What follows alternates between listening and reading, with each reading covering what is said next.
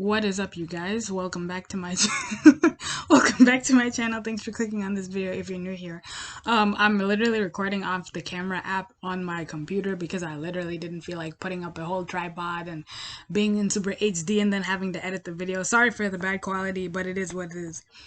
I wasn't even gonna make this video until I literally was on Instagram/YouTube and just saw the sneak peek to the Oprah interview with Meghan and Harry.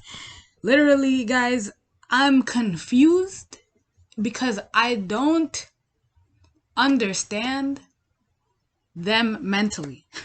First of all, okay, they had an opportunity to, because they keep talking about, oh, the press, oh, the media was so bad, the British media is like this, the tabloids are like this, da da da da. And okay, all right, I was born in 1995. The super duper Britney Spears, I was alive. I was in middle school when 2007 happened. Her breakdown happened. I remember Chris Brown and Rihanna being in the tabloids all the time when that whole incident happened with the two of them.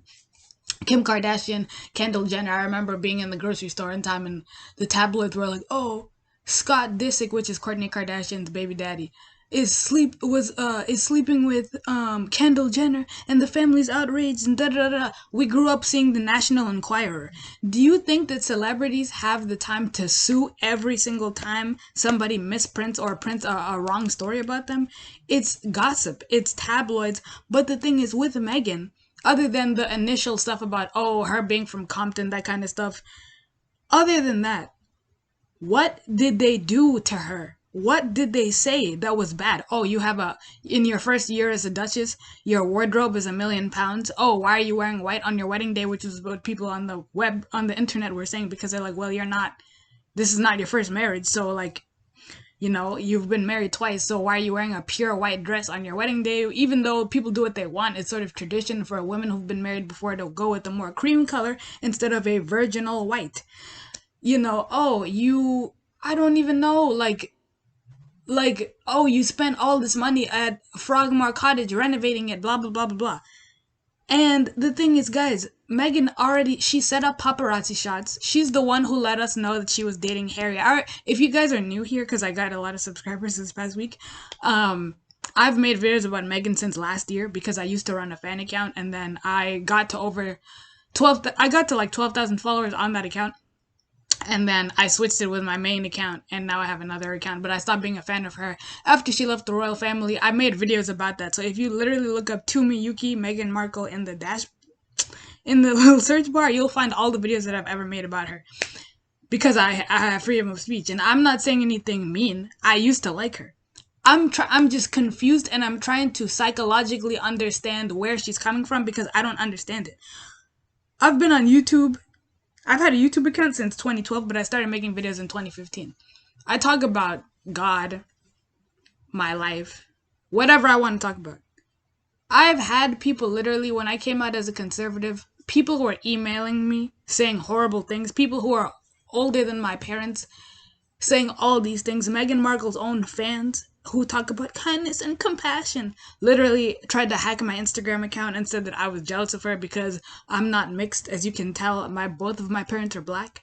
So it's calling me ugly to this day, like just all this kind of crazy stuff. And, trying to report my page, and literally they would make fake accounts and comment on my pages, all my pages, harassing me. And when I would block them, they would come up with another page like within 5 minutes and then keep it up. And, these are big accounts that have like 40,000, 50,000, 60,000, 100,000 followers. And they have a whole army of people who blindly feel like we need to defend Meghan with our life. And literally, I remember I watched this video about when they came back from Canada. And the video was like, oh my gosh, the title was like, OMG, look what the media look what the paparazzi did to Meghan and Harry. I literally sat there, I was like, okay, let me see. Maybe I can try to understand because when I was a sugar, I wasn't like a sugar, I wasn't attacking people. When I was a Meghan fan, I had a fan page. When I was a very big fan of Meghan, I believed the lies. I thought that, oh, she was, this talented, hardworking actress who was like, fun and this and that and a cool blogger. And I liked her style before she, got with Harry, because after she got with him, her style just like took a nosedive. And I actually, I believe it was either Paula M. Shout out to Paula M. If you don't watch her videos, you should. She talks about Meghan and she's literally great. Just look up Paula M. Meghan Markle. She's very funny and very cool. And she actually shouted out my channel, so that's the reason why I got a bunch of subscribers in like a couple days. So thank you so much, Paula. I love your videos. It was either her or according to Taz, who talked about how, because I watched both of their videos today, they talked about how Meghan tried so hard to get the British, yeah, I think it was Paula, to get the British people not to like her.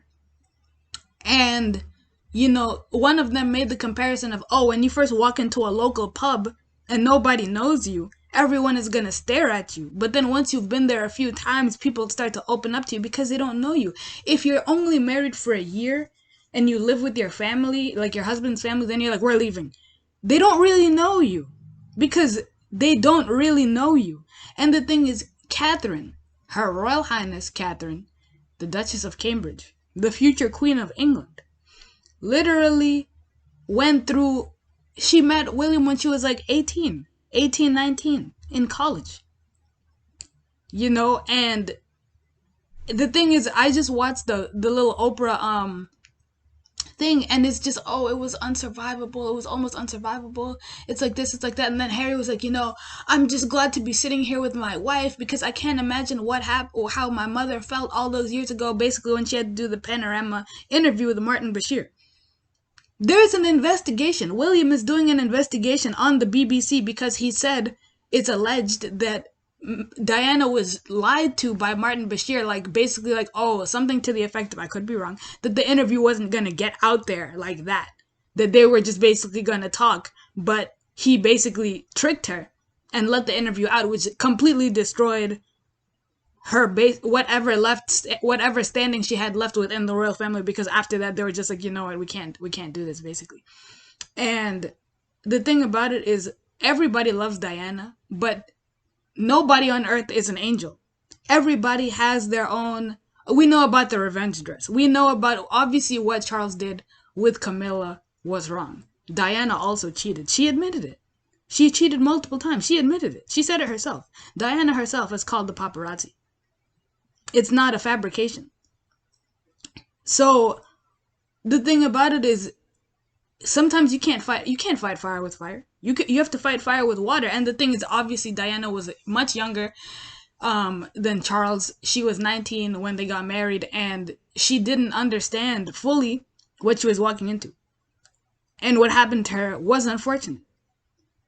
But the thing is that also, I'm trying to say this as carefully as I can, because obviously, like, it's a very tough thing to have various opinions on, because I really do love Diana. I love what she did, her public work and all that kind of stuff. But sometimes you can't, if somebody wants to be immature, you can't be equally immature. And the thing about it is, I'm not saying that she shouldn't have done a tell-all interview, but tell-all interviews never go well. And I'm not saying that she shouldn't have divorced Charles, because obviously, like, the Queen had urged them to get a divorce because it was just becoming too much and too volatile, and obviously they really weren't happy. But when you see things like, when you read about things like, Diana even saying, oh, I used to throw myself down the stairs to get his attention, and like, obviously she needed therapy, because sometimes we think that our relationship, a boyfriend or a husband, is gonna fix us. Sometimes they're not well equipped to do that. Maybe they don't understand, maybe at the time they didn't understand mental illness. Charles especially probably didn't understand what was going on.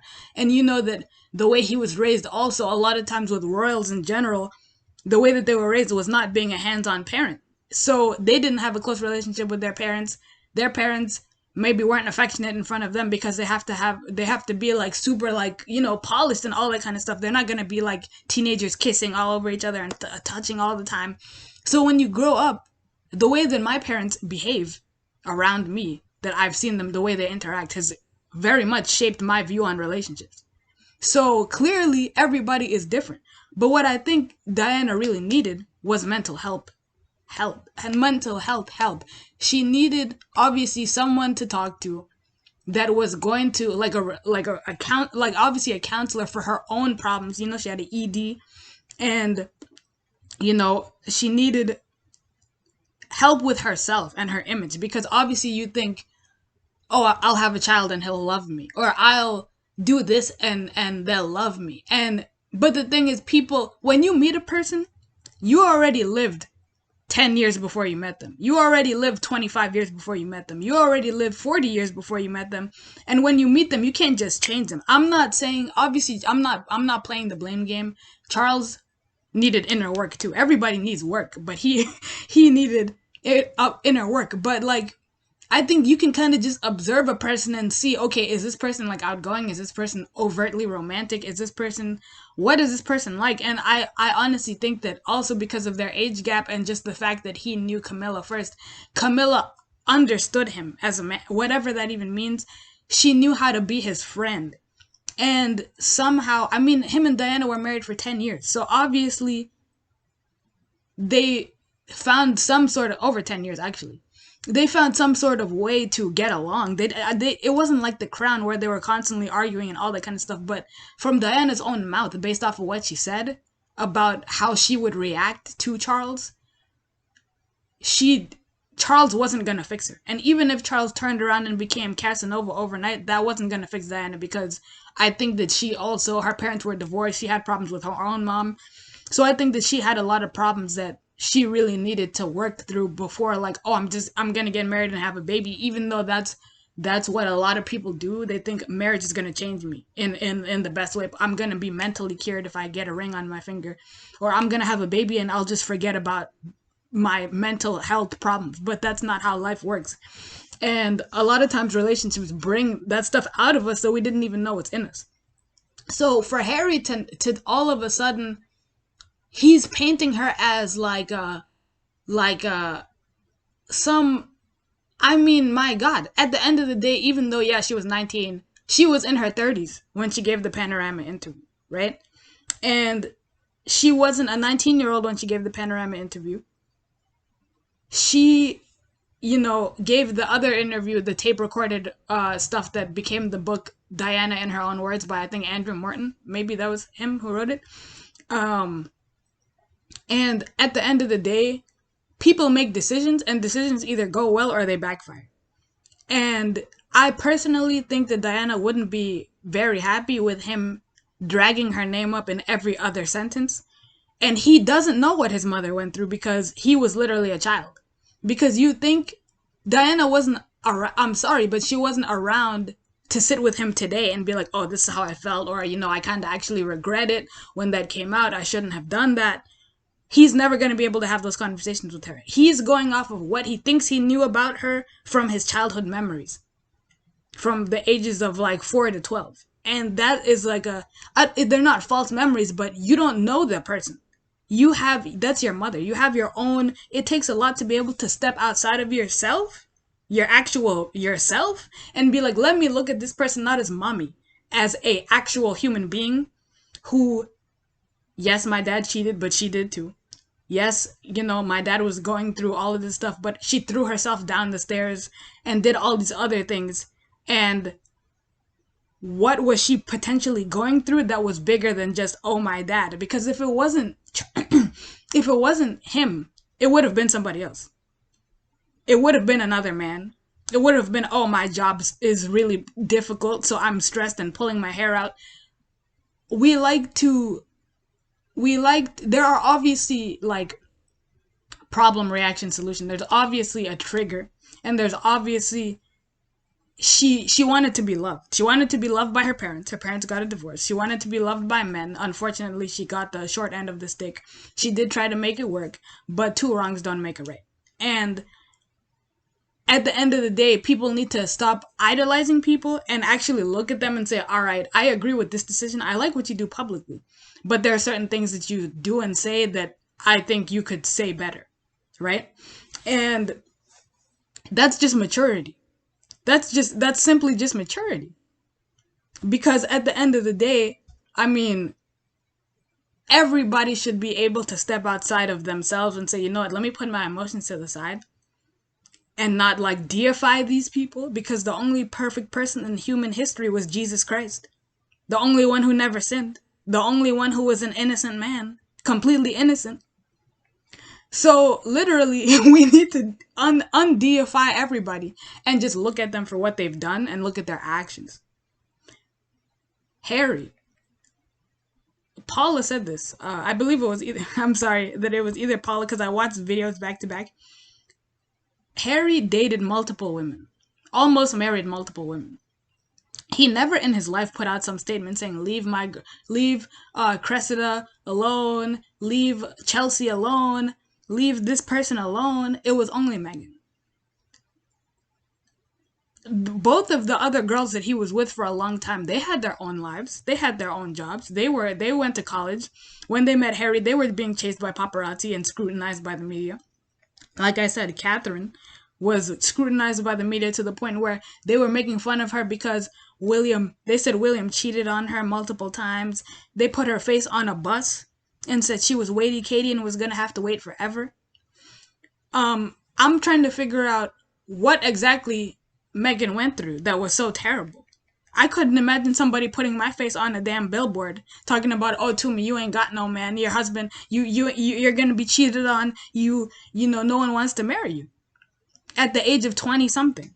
I can't imagine that. Wait to Katie, you're going to have to wait forever. Like, I can't imagine somebody literally being like that, writing stories about my mom, saying, oh, she's low class because she's an air stewardess. What did they say about Doria? What did they say about her? That was so bad. And it was like, okay, you went through whatever you went through with the media.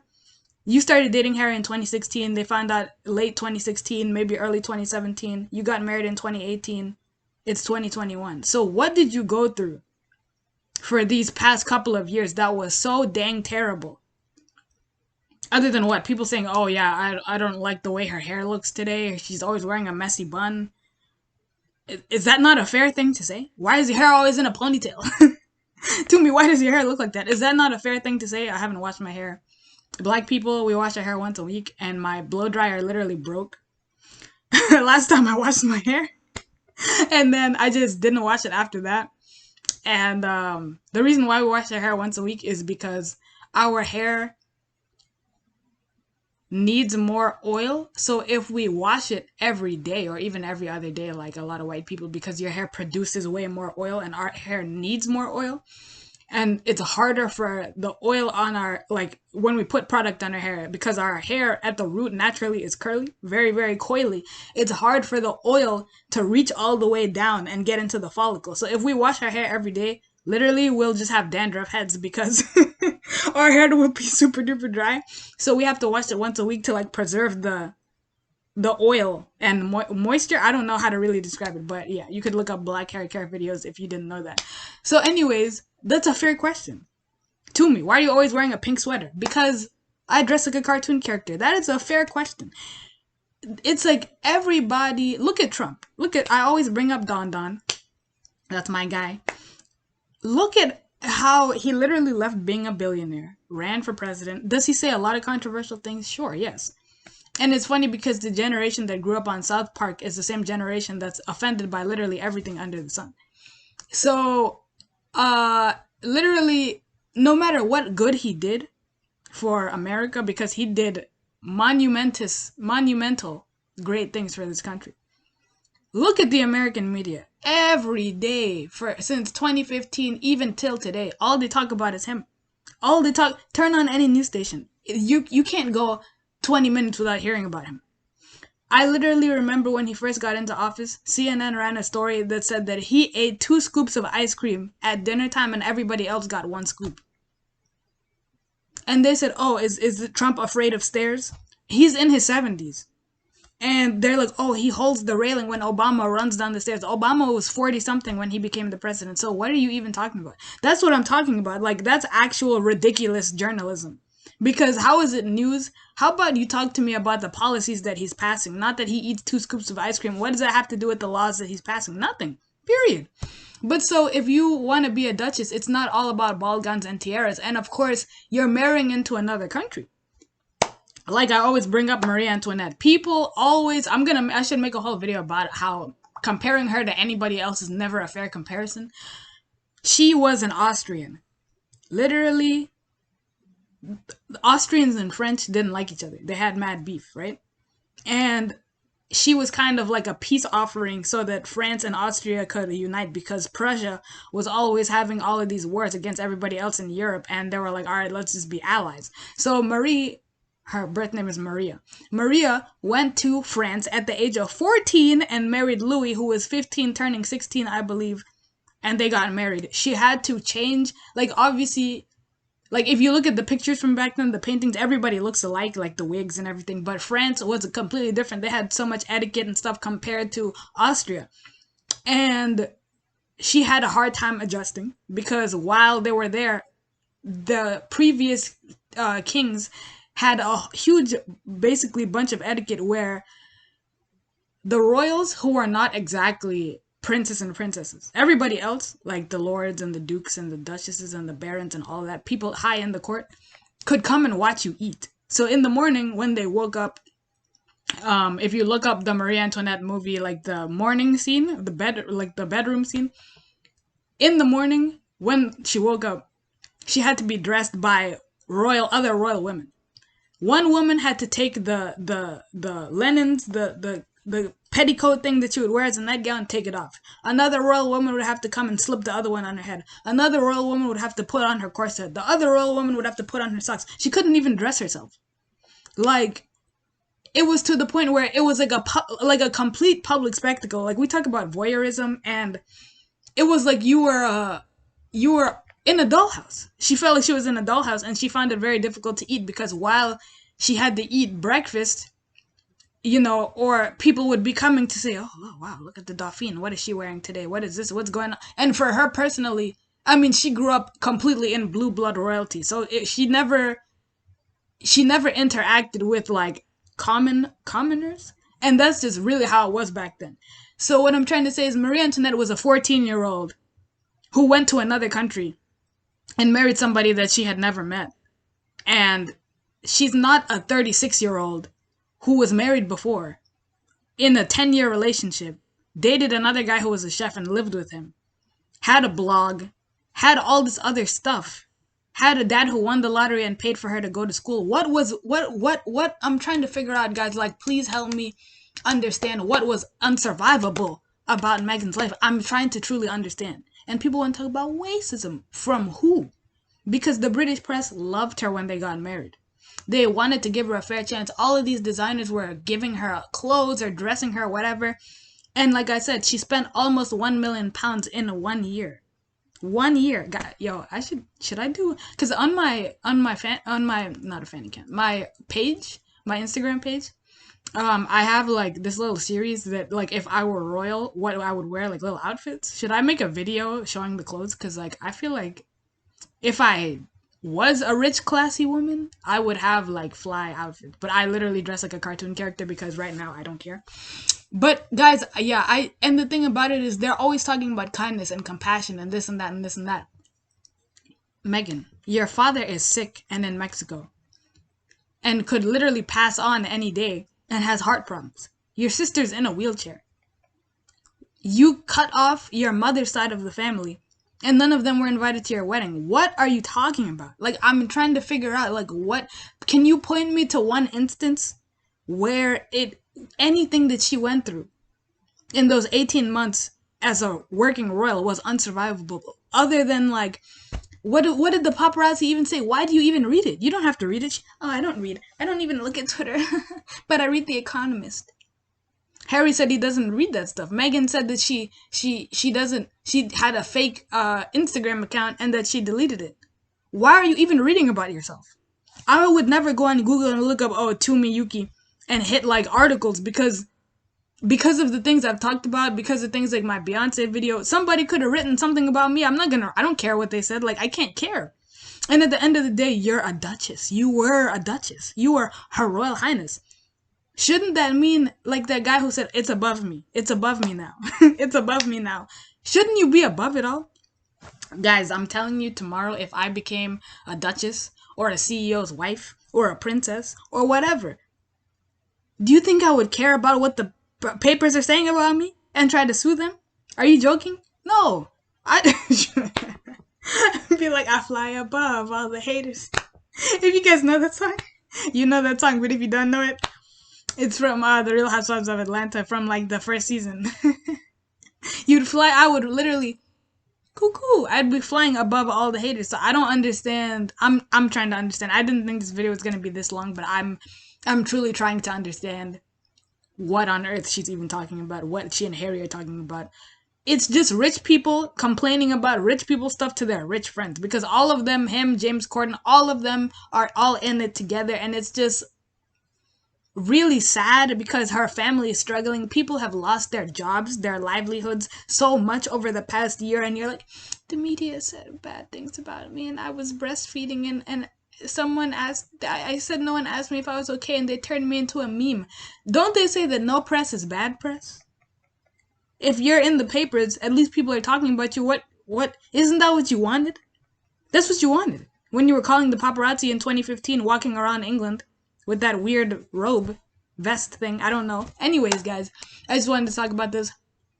I lost my chapstick, so I'm really annoyed because my lips are obviously mad dry. But thank you guys for watching my videos, and I'll see you in the next one. I'm gonna link the CBS clip to the Oprah thing because I can't play it here because I don't want to get copyright. But thank you guys for watching this video. I'll see you in the next one. Bye bye.